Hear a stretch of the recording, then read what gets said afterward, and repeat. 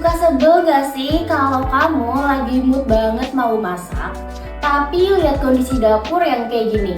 Peralatan masak yang berantakan, kurang cahaya, apalagi dapurnya mengeluarkan bau yang kurang sedap.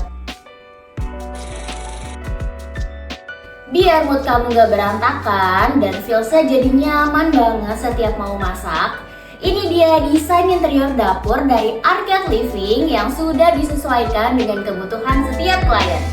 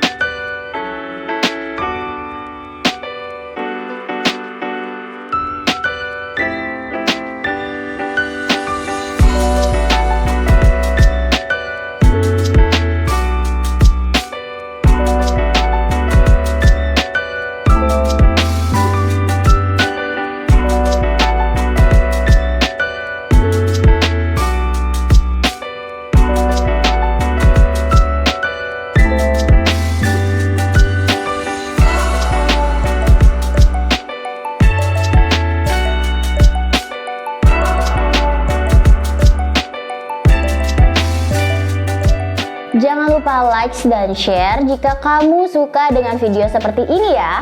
Sampai jumpa di video selanjutnya.